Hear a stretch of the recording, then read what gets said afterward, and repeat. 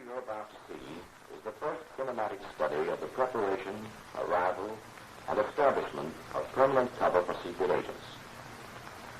We're fortunate in having with us for this occasion Colonel Robinson, Chief of Schools and Training. Colonel, before we start the picture, perhaps you wouldn't mind saying a few words. All right, Lieutenant. I will make this short because I know that you are all just as anxious to see this movie as I am. I wish that it were possible for me to meet all of you men personally. But since it isn't, I'll take this opportunity to say hello and to tell you that I'm glad you're with us. Many of you are going to desks in this country or to assignments in neutral countries where you may not be faced with the problems portrayed in this film. But if this brings you just a little closer to those men who are going into the hottest spots, I hope that it will help you to do a better job. This picture does not presume to give you all of the answers, of course. I do think, however, that it will provide a foundation on which to do your own building. For after all, no war service provides a greater scope for individual initiative and imagination than this job for which you have volunteered. All right, Lieutenant, take it away. Thank you, Colonel. Okay, now, let it go.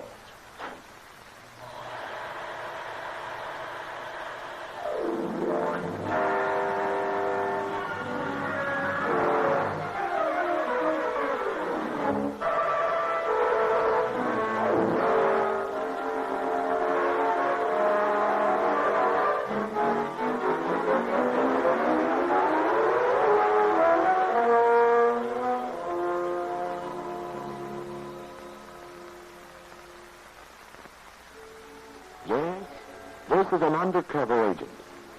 At least the popular conception of how such a fellow looks and behaves. He is inconspicuous. He blends with his environment. He is, in short, the ideal agent from the enemy's point of view. He's just the kind of agent the enemy is waiting for with open arms. And for that reason, just the kind of agent you aren't going to be.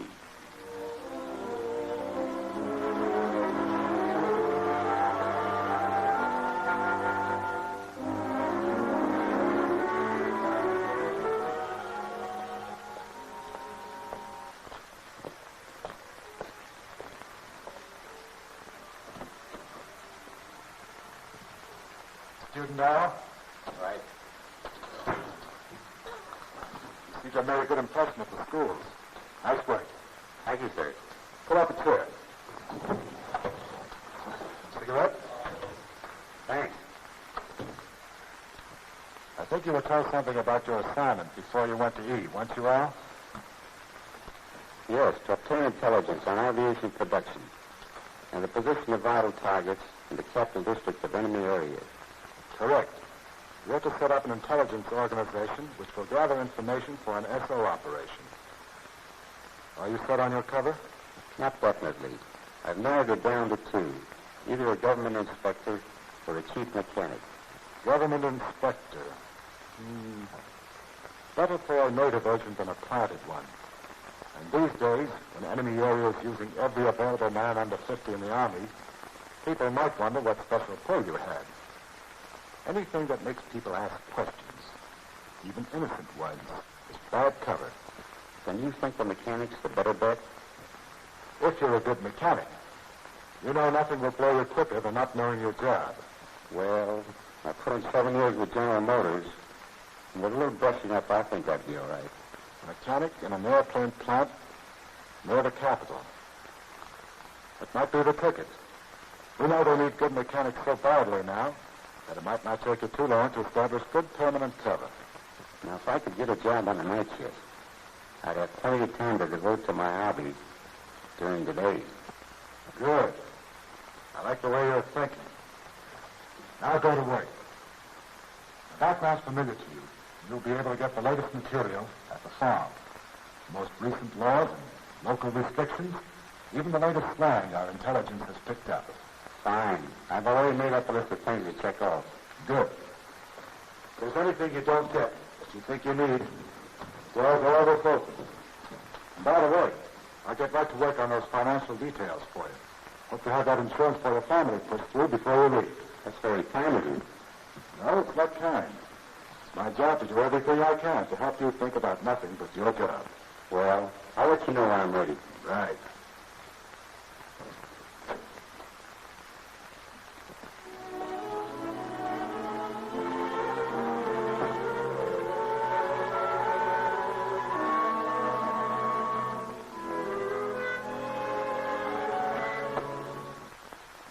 Good morning. Good morning. I'm Student Charles. Roy, eh? Pretty good cover. Thank you. Sit down. You're going over your evaluations from the schools. Oh, that stuff. I spent enough time on the other side to know my way around. That's what you told him I do. You have to take your pants off at the Thursday night round table. If you set me down in a real spot, it'll be another story. We're considering you for a real spot. We're trying to establish a man in one of enemy areas' chief seaports to observe the naval concentration there and to find out whether or not there's a submarine base in that vicinity. Now, you could do it if you went in with the right attitude. Look, if you think I've got the ability, don't worry about my attitude. Which port is it? El Porto. El Porto. My old stamping ground. I could draw that coast with my eyes closed. Well, this job calls for you going in with your eyes open. Now, you know the locale all right. But that isn't enough to get by. Now, think it over and come back when you're ready to talk cover. I'm ready now. El Porto, let me see. I've got it. A fishing boat skipper. I've raced around there enough to know the channels by heart.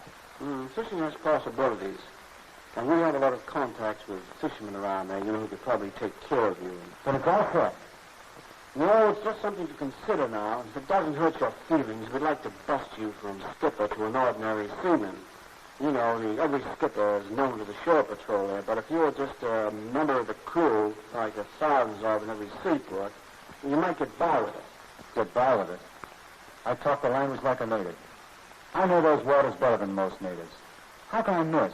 Very easily. By going on like you've been going, by knowing all the answers before you even think of the questions.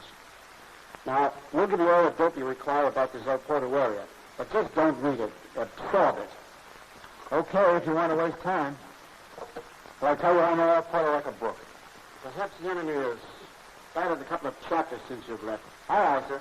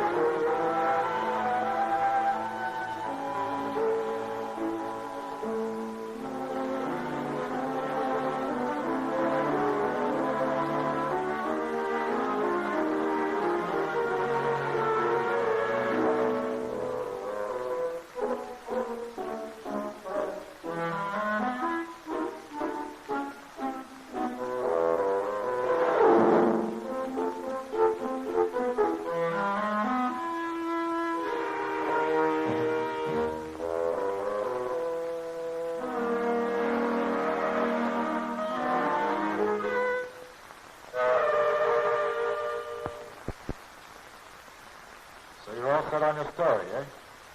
Well, I'd like to try it out on you. All right. Shoot. Let's see how closely it conforms to your own life. And don't forget, I'll be watching for errors as closely as an enemy police officer. Here it is. My name is Albert Horn. Both my parents were born in enemy area and had lived in Detroit for 5 years when I was born there in 1903.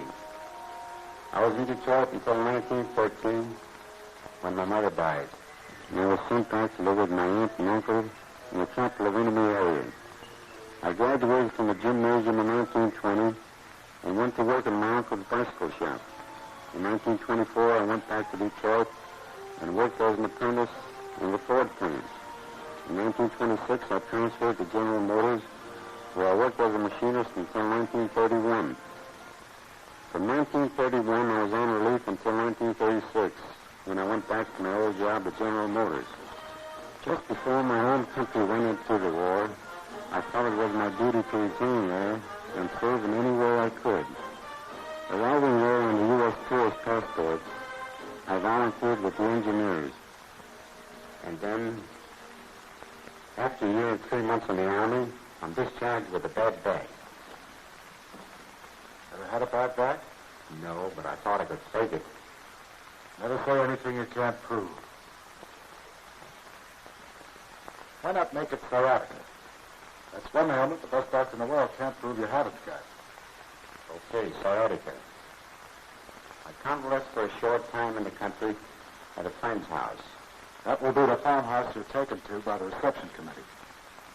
And then when I'm directed to find employment in an aircraft factory because of my technical experience, I come to the capital and make arrangements for an interview with the superintendent of the Falcon plant. Sounds all right, Al. That story ought to stand up.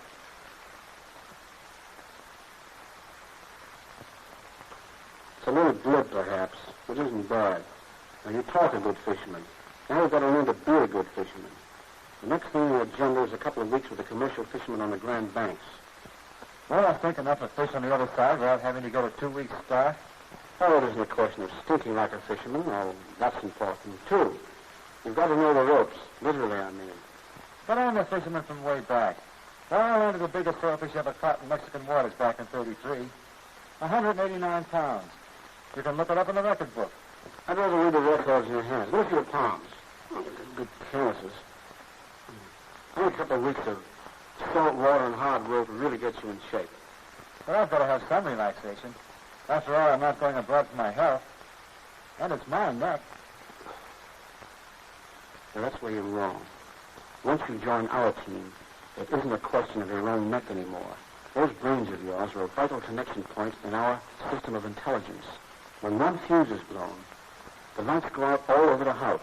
So, we're just as interested in safeguarding that neck of yours as you are.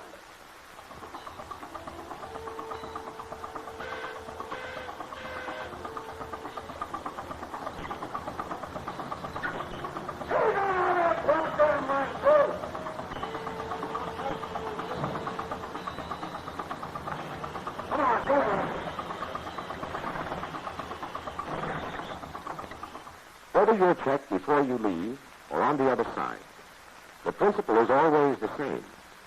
The most unimportant detail may be the most important. When you get your hair cut, be sure it's enemy area style.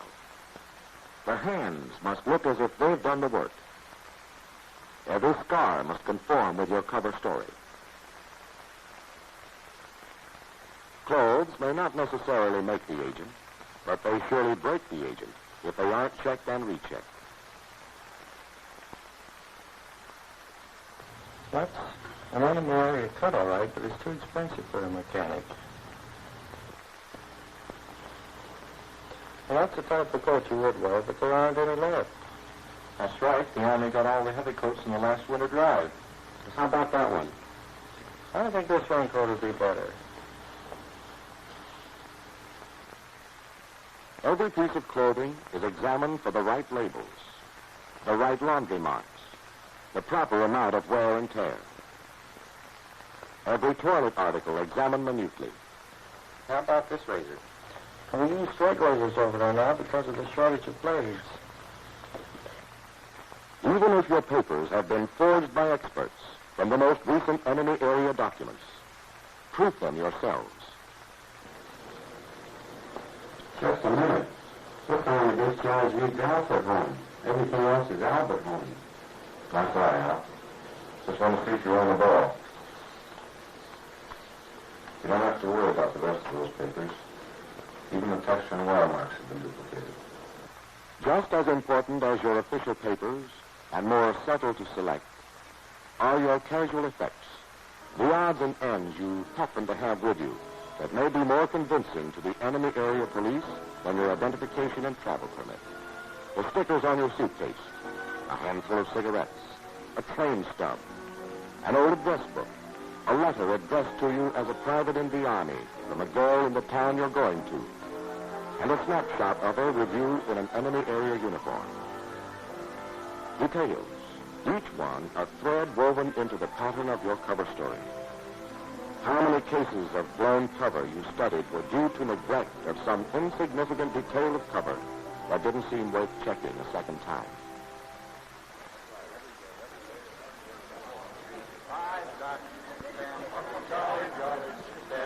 I've got 6 cents to last me all my life. I've got a tuppence to spend and tuppence to learn and tuppence to take home. This is German Agent X. He landed in Canada from a submarine 2 days ago. So far, he's doing all right for himself. His landlady believes he's a war worker from out west in British Columbia. This afternoon, his forged papers and his convincing line got him a job in an aluminum plant. No wonder he feels like joining in the singing. On the silvery moon, happy is the day when we line up for our pay as we go rolling, rolling home. Say, that's not bad. Come on over and join us, will you? Thanks. Don't mind if I do. I've got 4 pence, jolly, jolly 4 pence. I've got 4 pence to last me all my life. I've got 2 pence to spend and 2 pence to lend, and no pence to send home to my wife, a poor wife. No cares. That's very good. Well, so I have another beer. Thanks, but it's getting late. I better be going. Oh, don't be a killjoy. We're just beginning to wet our whistles. I'd like to have another drink with you, boys. Well, I got to be on the job at the crack of dawn. Good night, fellas. Oh, we'll see you again. Go on. What's the damage? That'll be $1.80, sir. That's easy. Keep the change. Thanks. Come again. Right up. Hey, will you look at this? What do you got there, Peg? Now, those old jobs the government called in before the war. Gee, I haven't seen one of these big fellas in a long time. Now, where the devil do you suppose you got this? Yes, Agent X was doing all right for himself until he passed an obsolete bill, 1/3 larger than the present issue. Months of preparation were nullified by insufficient attention to what seemed like an insignificant detail. Carelessness, conspicuousness, blown cover. That's the fatal triple play that put German Agent X out of the game.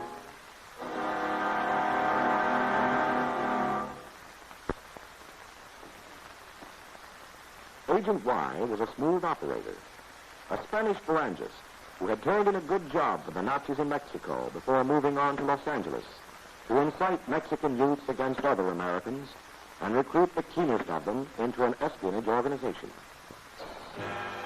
He has not been in Los Angeles long, but long enough to win friends and influence zoot suitors. Come on, kids. I got paid today. Pour another shot. Brother, this tequila is murder. What the hell? The Army's getting you next week anyway. What have you got to lose? Just the stomach, that's all. Hey, muchacho. Ándale, another round. Another round? Are you kidding? You know what time it is? A las 12. The bar is closed. Here's $1 for yourself. Maybe that'll help keep the bar open for one more round. Say, you're really a killer, aren't you? Killer? What do you mean calling me a killer? Killer. Trying to find me off for a lousy buck. When the state commission finds me far hunted for selling after hours. Oh, I see. Killer. That's an expression you use, eh? Say, how long you been in L.A.? Oh, I don't know, 3 or 4 years. Where'd you live before that, Juanito? San Bernardino. Come on, let's get out. What's the nickname for San Bernardino? What is this, a third degree? Since when do customers have to answer questions by a stupid writer? Hola, muchacho.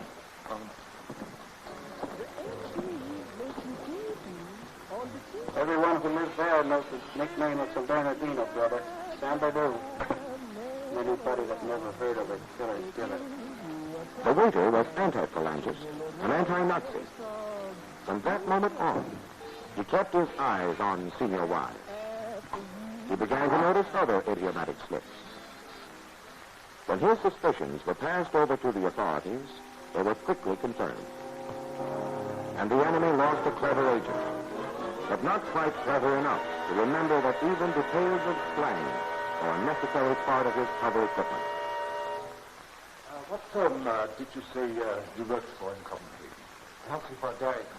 And what is your exact position with this company? I'm the assistant foreign branch manager in Germany. British Agent Z has made repeated trips to Germany under convincing commercial cover. Even when he was picked up for making a somewhat suspicious call to Copenhagen, his story was unshaken. And the way he was presenting it was even beginning to influence the expert interrogators of the SS. Christian Dairies Incorporated. And what is the address of this company in Copenhagen? Gentlemen, I'd be very glad to answer your questions all day. But I have a good many business details to complete before leaving this city, and I'm quite sure you have many more important things to do. One moment, please. We are not interested in persecuting gangs. Security police is not an organization of persecution. It is an organization that protects you against the enemies of the state. If you are guilty, you will not escape us. If you are, and you say you are, you have nothing to fear from us. And I have your permission to leave? Yes, you may go. Thank you. Pardon me, Captain.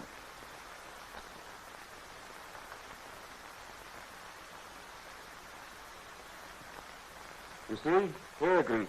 If my memory is correct, there has been no hair grease on the continent since the end of 1940. Preposterous. Quiet. Have a sample of this hair grease. Analyzed immediately. You will be kept in solitary confinement, pending the report from the laboratory. Come along.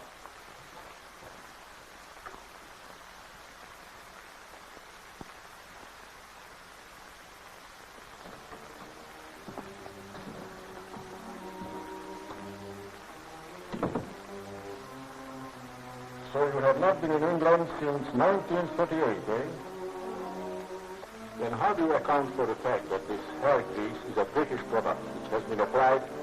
A first-rate cover story, and an excellent man, destroyed by a few drops of hairdressing, thoughtlessly rubbed into his hair during his last trip to England a few days before. Months of training, final weeks of thorough briefing, and our agents are ready for the second leg of their journey, on to base country. Charles in a heavy bomber under temporary military cover, while Al crosses as a private on a common transport. In a fashionable apartment in a base country capital, Al locates his desk. You seem pretty well prepared on the whole. You'll have a final briefing as soon as you lose your sea legs. Thank you. We picked up some of the latest changes in enemy area regulations that may alter your documentation a little. I wish they quit making new regulations every day. I'd sleep better. Well, from their point of view, they think they're being very clever. They keep changing the rules every 5 minutes. A newcomer can't stay hidden very long, theoretically. But we found that by keeping our eyes open and using our heads, we can beat that game. For instance, don't go into a strange bar and order the first thing that pops into your head. Your favorite poison may be on the verboten list that day. Look around and see what the others are drinking. Then if you're stuck, appear undecided so long that the waiter will suggest something for you. Mm-hmm. Just remember, this is no suicide mission. It's a 24-hour-a-day job with the odds all in your favor. And to make sure of that, I always tell my men to take out life insurance. I think that's been taken care of back in the... No, I mean your own personal life insurance. By leaving open some avenue of escape, in case things get too hot for you. Study your means of exfiltration just as carefully as infiltration. I've known men who were expert drivers in first, second, and high, but who never knew how to go into reverse. Don't worry. I'm not the hero type. Good. But just how do you go about leading this avenue of escape? Well, in the first place, have a cover story ready for that emergency exit. As soon as possible, hide a cache of money somewhere. And when you start building your organization, keep contacts whose only function is to help your getaway. In other words, when I buy this ticket to enemy area, you want me to make sure it's a round-trip ticket. In another base country, Charles is concentrating on last-minute details of his infiltration into enemy area.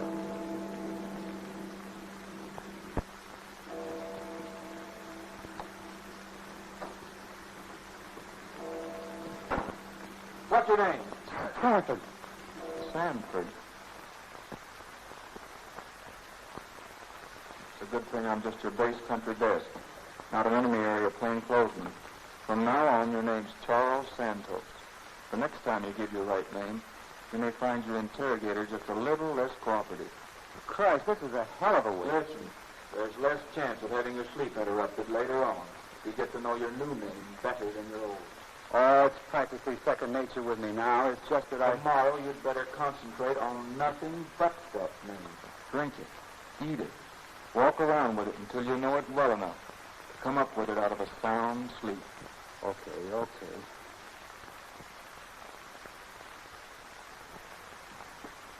Good night, Charles Santos. Now, there are 3 or 4 different ways we can send agents into enemy area. They can go overland, either overtly, under good legal cover, or covertly, sneaking across the border with the help of the underground.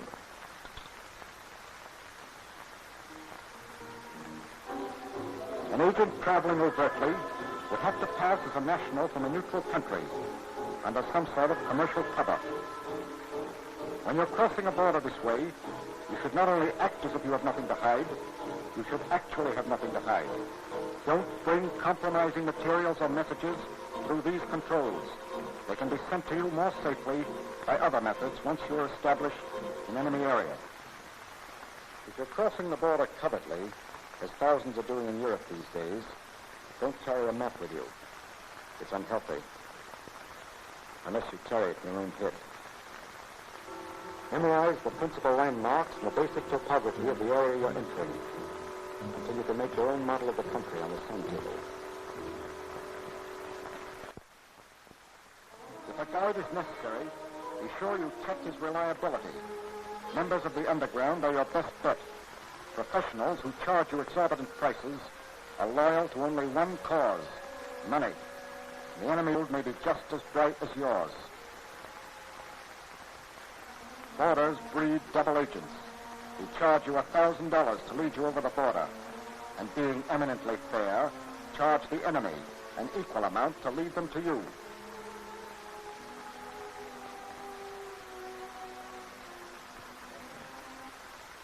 If you're worried about doubling back on yourself, use your ingenuity in fashioning an impromptu chart of your course, camouflaged as harmless doodling.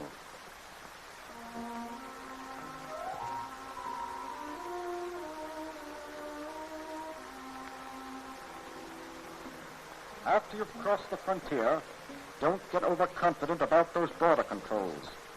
You're in a 24-hour-a-day battle of wits, and the enemy has secret weapons of his own. Keep moving across country by a circuitous route. For the border isn't a black thread across the map. It's a strip at least 15 miles wide, infested with collaborationists, counter-espionage agents, and special police. Human landmines hidden among the native population to blast your cover. And finally, when you reach a town far enough inland, don't enter it from the border side. Circle around it and enter it from the other side, as if you were coming from the interior. But as I understood it, I was going in by plane. Yes. In your case, it will be safer and faster to drop you by parachute. We, like our men do, have a good working knowledge of other methods of penetration. How about these plane landings I've heard of? Naturally, when we Have a feel that we can land down safely without being discovered. It's more efficient. We can pick up an outgoing agent at the same time, for instance. The only place we can land on safely now is guerrilla territory. How low is this plane going to be when I jump? Maybe it'd be a good idea for you to sit down with a pilot who's going to fly you in. He'll give you the dope on just how it's going to be.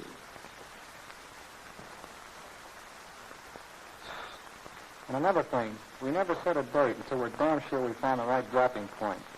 Like this when we take off for you, for instance. It's just about perfect.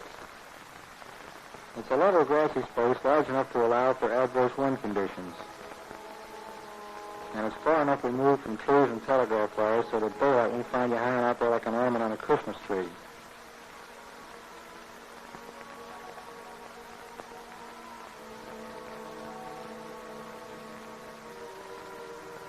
It's 15 miles to the nearest anti-aircraft setup, and my buddies have tried a little diversion over there to keep their minds off us until we set you down. There's a river running closely that I can follow practically all the way in, and a couple of little lakes on the other side that make pretty good landmarks to help me spot the place in the moonlight.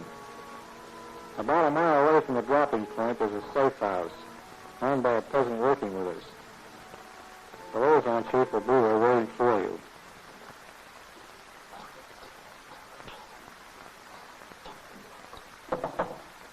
Everything's on schedule. How soon will they be here? 33 minutes. Take the radio out in bed, man.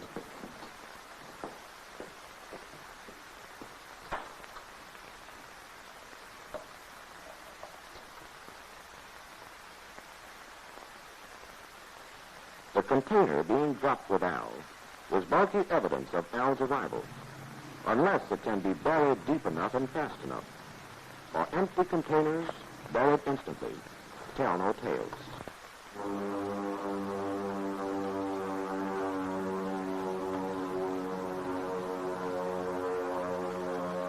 Right on time. Let's go.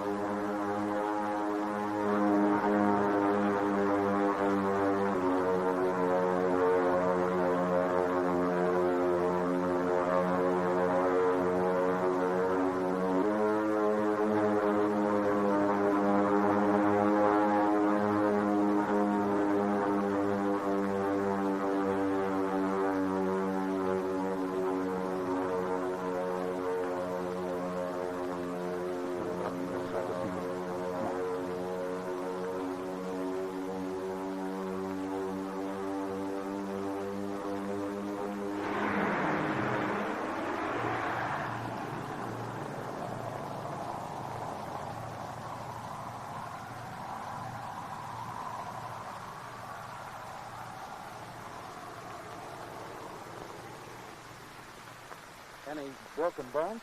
No, I think I made it all in one piece. Our friend's farm is up the hill there, just about a mile. I'll show you the way. What about my gears? Don't worry, the boys will take care of it. Fine, let's go. While Al enjoys a much-needed rest, Charles employs another method of infiltration in reaching enemy area coast. A neutral fishing schooner and itinerant fisherman, both familiar sights to this waterfront town, provide the most natural sort of cover for Charles' arrival. Can you pick him out? No? I'm afraid the enemy area shore patrol could. What's that stroke of yours, Charles? Look around at the others. Short, jerky strokes. Not the most graceful in the world, but better adapted to choppy surfs and heavy boats. Now look at yours. Long, sweeping strokes. What do you think you are, Charlie? Back in the dear old Harvard shell? Yes, just a detail. But the kind of detail the enemy shore patrol is watching for.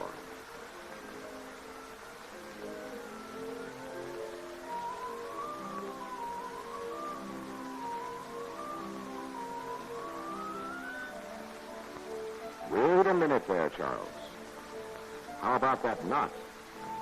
Don't tell me you've forgotten the fishermen here have their own particular method of tying up a boat. Keep your eyes open and your mind open, Charles. Otherwise, you're liable to tie that knot around your own neck. As soon as curfew is lifted, Al hits the road to the nearest railway terminal. Ask him where he's coming from, and he'd say, From the farm where I was convalescing after I was evacuated from the bombed city of Coburg. And where was he going? To Enemy Town to visit my fiancée and try to get a part-time job until I'm strong enough to get into a war plan.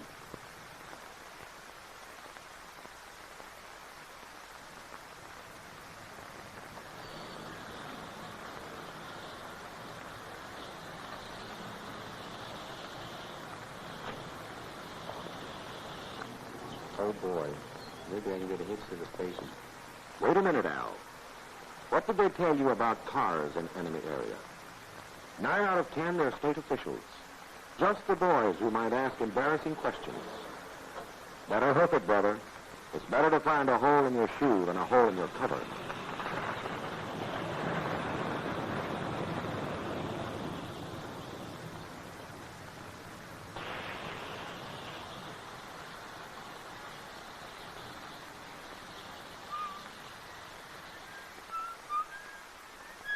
That's right, whistle.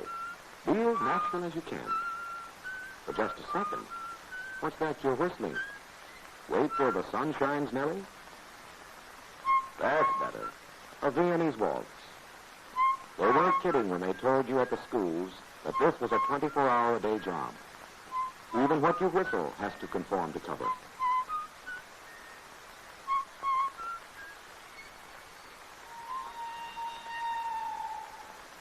So far, so good, Al. You're not taking the bus because the police are watching the buses pretty carefully these days. Instead, as soon as enemy area restrictions allow daylight travel, you've located the first rural station in the opposite direction from the dropping point.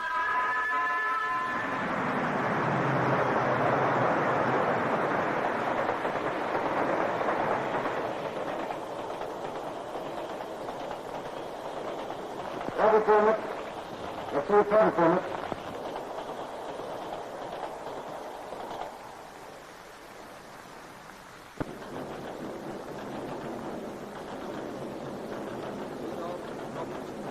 That's it, Al. Sit back and take the snap control in stride. You've left all compromising material behind to be sent to you later at a previously arranged address.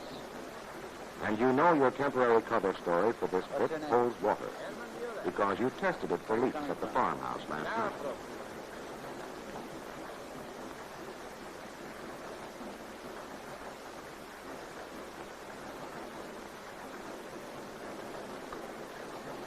What's your name? Albert Horn, Where are you coming from? the farm near Coburg.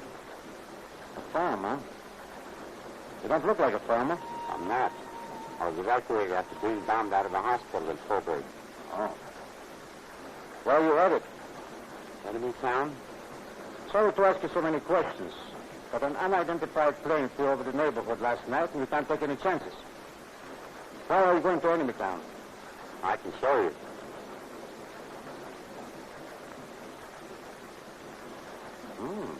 Not bad. My fiancée. I wouldn't mind going to Enemy Town for that myself. Oh, it's my patriotic duty. Patriotic duty, huh? I wish all our patriotic duties could be so pleasant.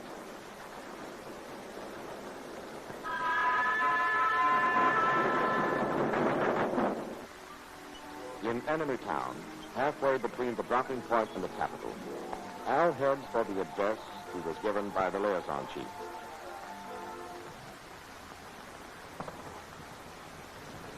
Mr. Durant? Yes? Someone told me you were looking for an assistant.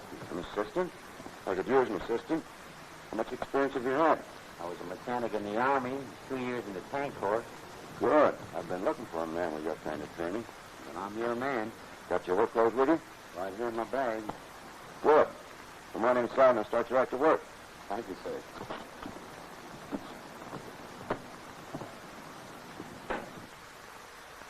Over the noise of the machines, Rand gives Al the necessary instructions for the last leg of his journey to the capital.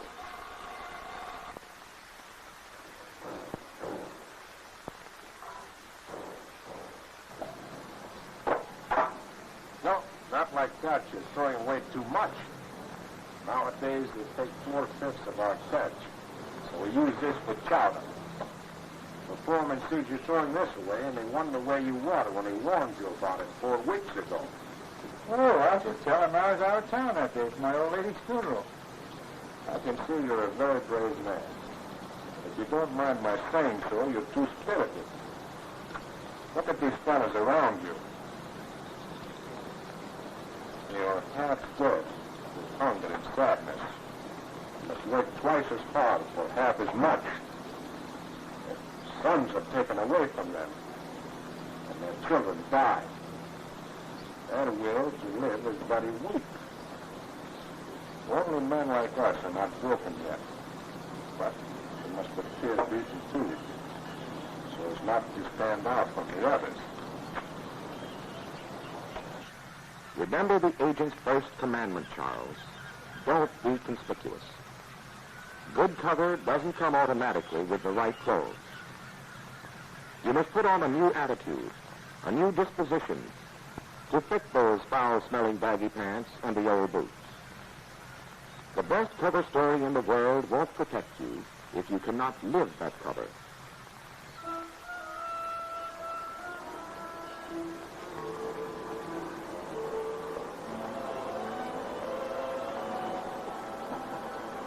Now that Al has stayed with his friend in enemy town long enough to build up his recent past, he's ready to establish himself in the capital of the enemy area.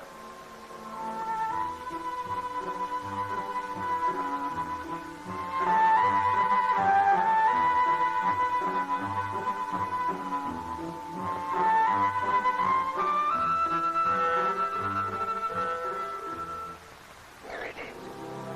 Fix it. Where do I go from here? Geez, I better look like I know where I'm going. Provisional quarters. What does it tell me about this back in the schools? Provisional quarters.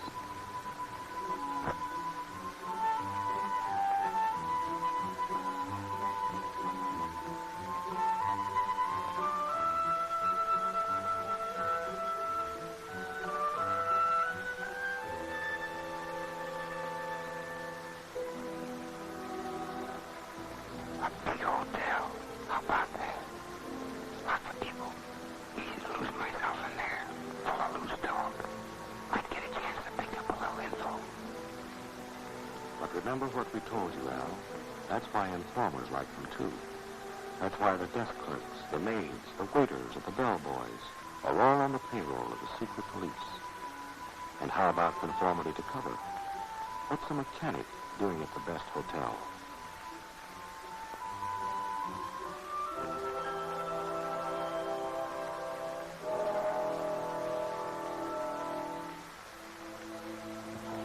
Paying guests with a family. That's a possibility. The sort of thing a fellow like me might look for after being laid out. And if the family turns out to be sympathetic. Boarding with a family is a good idea, if you know the family. If they're overly suspicious, it's too easy for them to keep tabs on you. And if they're overly friendly, they might restrict your movements too much. No, better keep on going, Al. But keep it in mind when you're ready for permanent quarters.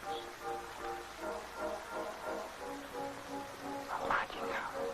That's the sort of place a mechanic might go. And there's too many of them down for the cops to check them all.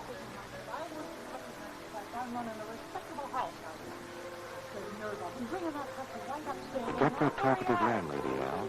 She'll be watching you like a hawk. No matter how discreet you are, she'll find something to talk about. The very idea. I gave him a piece of my mind, I did.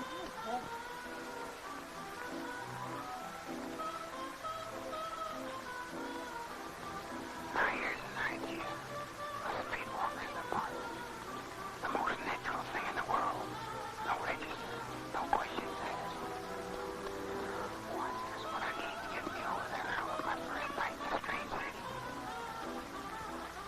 Sorry to spoil your fun, Al, but remember, every prostitute's an informer or a potential informer.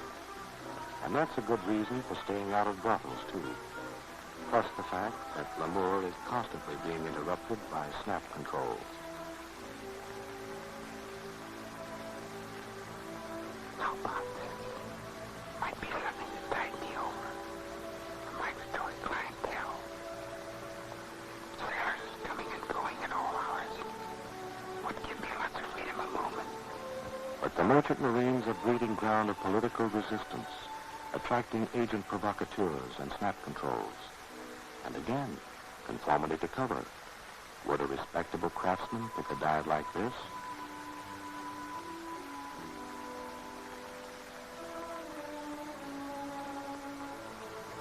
A medium-sized hotel. Not important enough to be headquarters for secret police. Not so small that I'll be watched too closely. Just about the right size for my economic status. This may do the trick. You can't find perfect security anywhere in town now. This is probably your safest bet for the first few days. So you might as well go in and get some shut-eye.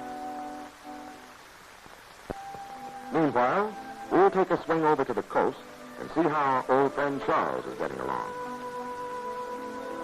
Charles was supposed to spend 2 or 3 weeks in the fishing village where he landed, building up his recent past, before working his way up the coast toward El Porto.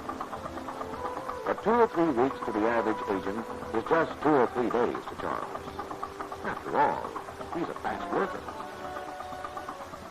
How about leaving Rocky home after work? Some other time, maybe. When my boyfriend gets shipped out again. He's over there now. In the corner.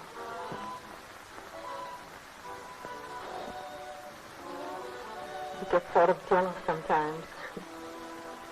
Submarine, eh? Well, what does he look like? This is kind of a hangout for them, isn't it?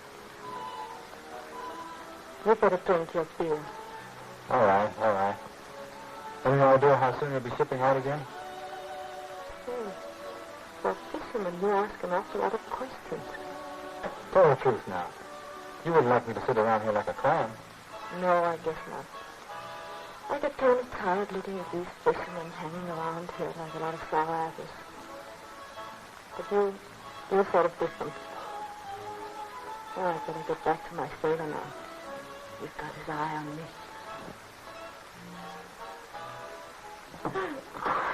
That's all right. You keep the change. Hey, what do you catch out there? Ghosted? Here you are, Rudy.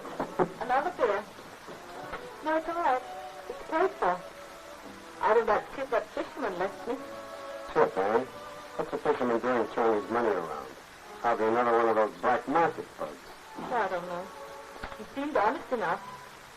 He really is an interesting fellow. Interesting. You must have drunk too much of your own beer. All these stupid fishermen are the same. Not this one. He seems a lot smarter than the others. Well, we better not get smart with you.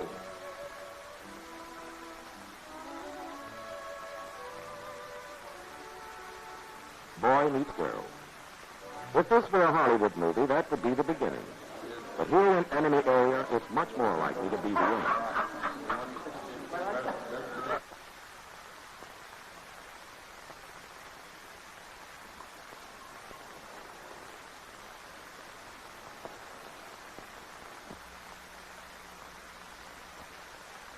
What's the matter, Al? Have a bad night? Getting jittery? Don't let it get you down.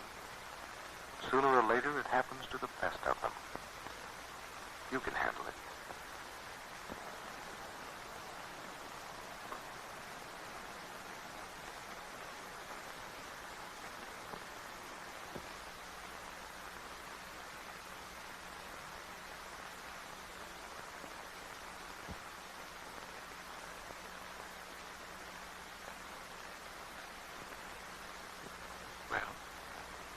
Why don't you start doing something about it? Nobody around here stays in his room all day unless he's sick or scared.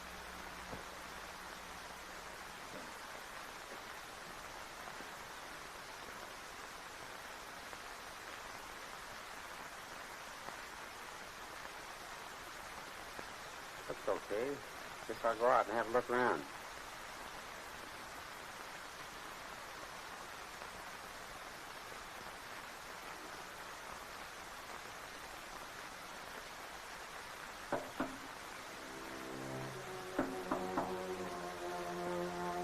Go ahead. Answer it. It's probably nothing but the maid. Keep her waiting, and you start talking.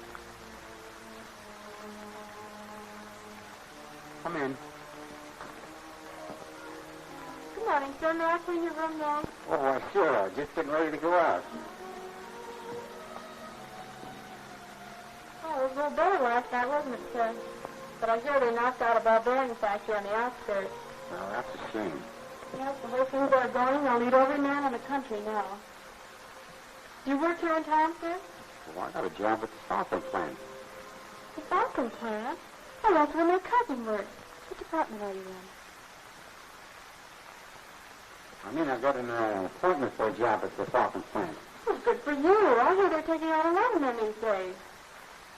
See, it's quite a bus ride out there. I better be going. Well, good luck to you, sir. Thank you.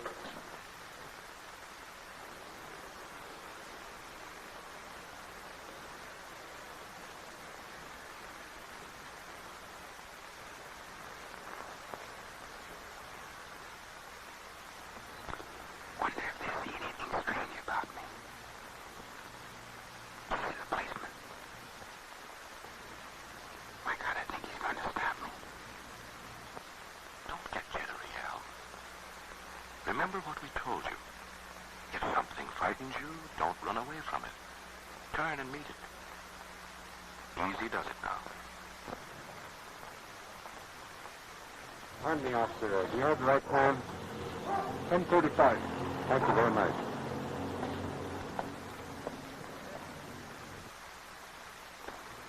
Now, what's so hard about that? My first morning in town and a cop beats out of my hand. Why, I'll be operating before I know it.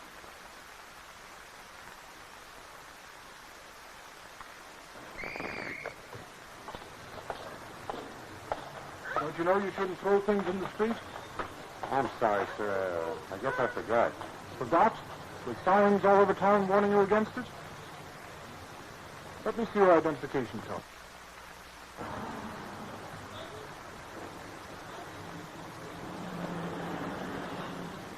Pick it up.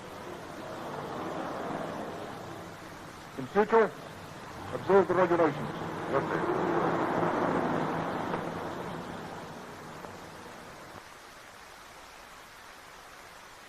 Operating before you know it. Blown before you know it, you mean? That's right, Al. An overconfident agent doesn't have to look for trouble. He'll find it just as surely as Student Charles.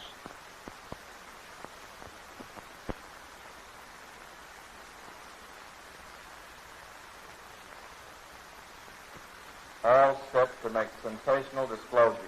The goddamn idiot, what the hell is he trying to do? Show off? Our Porter's a pretty vital spot. He ought to have his brains examined. If he has any left after the enemy secret police get through with him.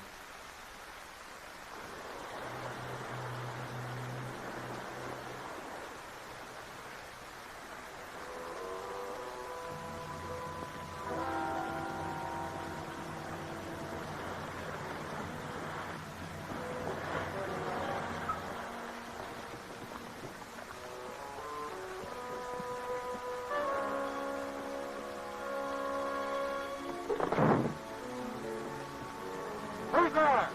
You're a password. Who's there?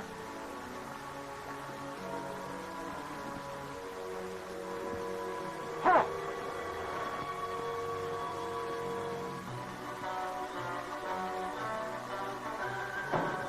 Halt!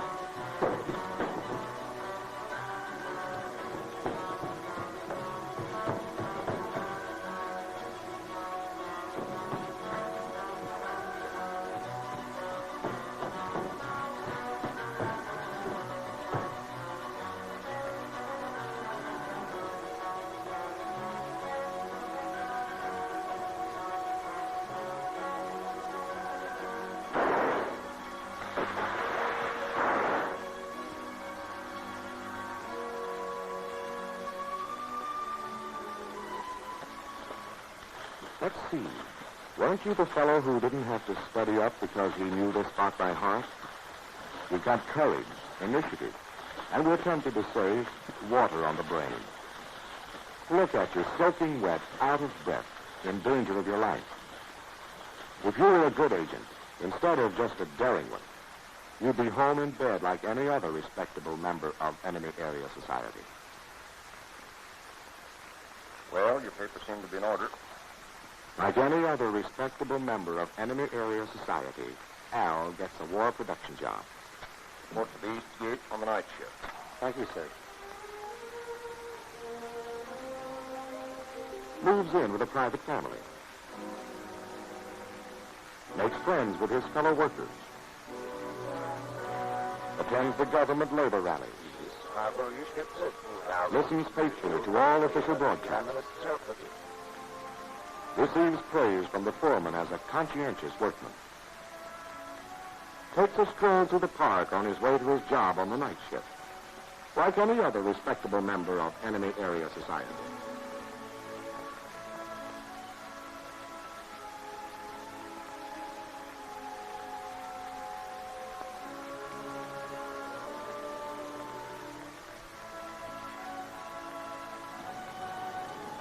Mind if I look at your paper? Help yourself. Thanks.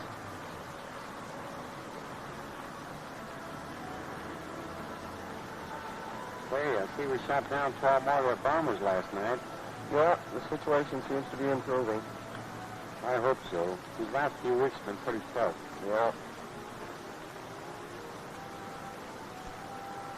Want to take a look at the sport page? Thanks.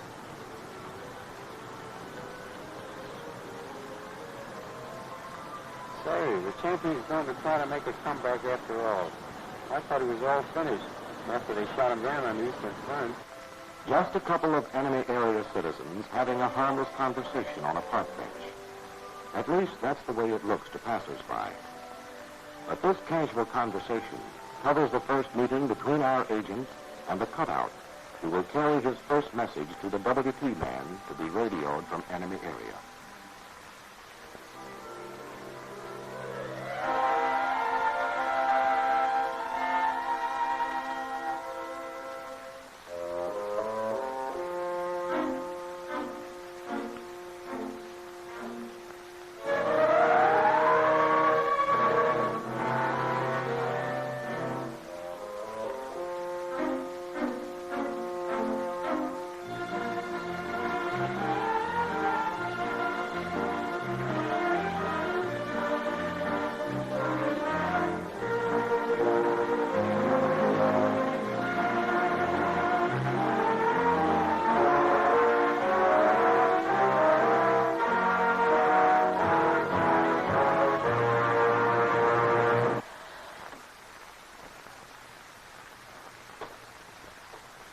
Well, that's it.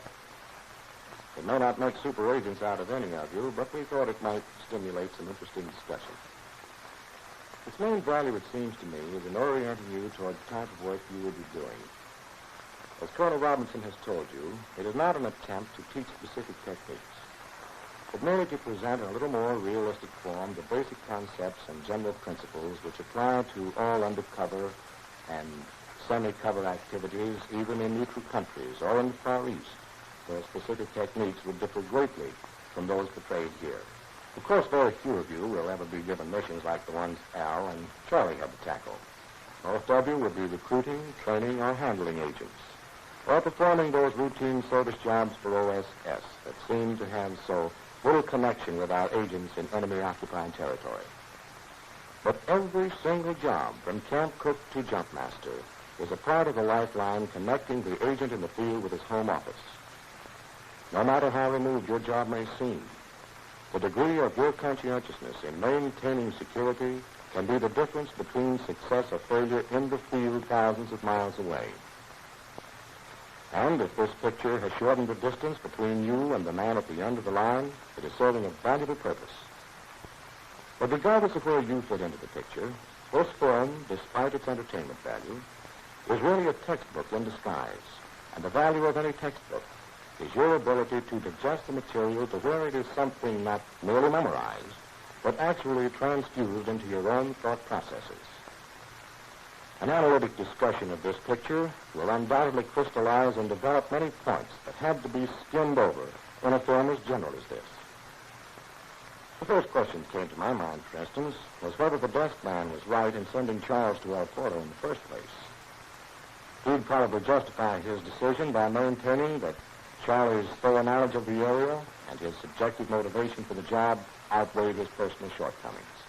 Or you might, in running this picture again, test yourself for observation of this. Did you notice, for instance, in the scene where Al was sweating it out in the hotel room that first morning in the capital, that he rubbed out in the ashtray a cigarette that had only been half smoked? Well, in a country where cigarettes have become a scarce and precious commodity, wouldn't this wastefulness make him conspicuous? Well, that gives you an idea of some of the things that you and your other instructors can kick around. And each time you see this picture, I think you will find it more instructive and more provocative. All right, now you've got the floor.